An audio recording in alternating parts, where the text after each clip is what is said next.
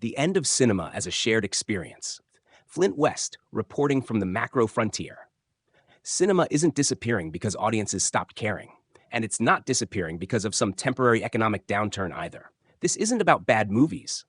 It's not about lazy audiences. And it's definitely not about COVID. We can stop hiding behind that excuse. What's happening is structural. Cinema is being outcompeted, quietly, rationally, by digital distribution systems that optimize for efficiency, scale, convenience, and subscriber retention, not ritual, not scarcity, and not shared cultural meaning.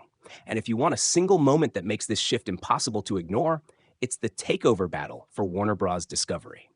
In late 2025, Netflix moved to acquire Warner Bros. Discovery's film and television studios, HBO, HBO Max, DC Entertainment, and one of the deepest movie libraries in history.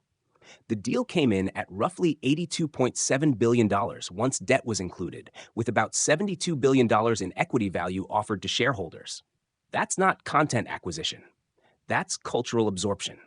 And Netflix wasn't alone. Paramount Skydance countered with a hostile bid valued around $108.4 billion, backed by serious capital, serious investors, and serious ambition. This wasn't a skirmish. This was a land grab. Warner Bros. Discovery ultimately backed Netflix's offer, not because it was the highest number on paper, but because it offered certainty, scale, and alignment with where the industry is already heading. And before the ink was even dry, regulators, politicians, and antitrust lawyers all started circling, which tells you everything you need to know. Because when an industry starts appealing to regulators instead of audiences, it's already lost the plot. This content is brought to you by Bobby Giggs. Promote your brand here and reach a wide audience across platforms like YouTube, Instagram, and Facebook. Follow the links in the description to get started. Now, if you're just someone who loves movies, not a studio exec, not a hedge fund manager, this isn't abstract. This affects you directly. Over the past decade, theatrical release windows have collapsed. What used to be months is now weeks, sometimes days, sometimes simultaneous. Big movies aren't designed for the big screen first anymore. They're designed for retention curves, for completion rates, for algorithmic discovery.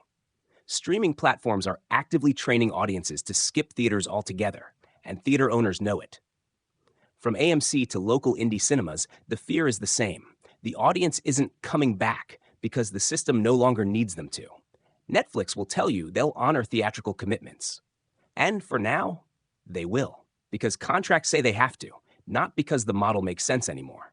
Once those obligations expire, theatrical prestige becomes optional. And optional things don't survive optimization. So films shift.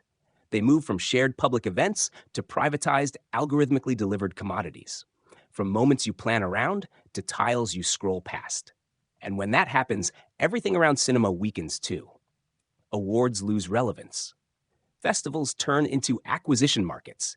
Red carpets exist, but they don't echo. Because cinema only worked as culture when people experienced it together. At the same time. In the same place, with the same reference points. Streaming didn't kill movies, it dissolved coordination. And without coordination, you don't get shared memory. You don't get cultural gravity. You don't get collective meaning. What we're losing isn't just movie theaters and popcorn lines.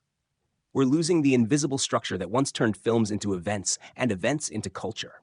Cinema still exists, but cinema as a shared experience, that era is over.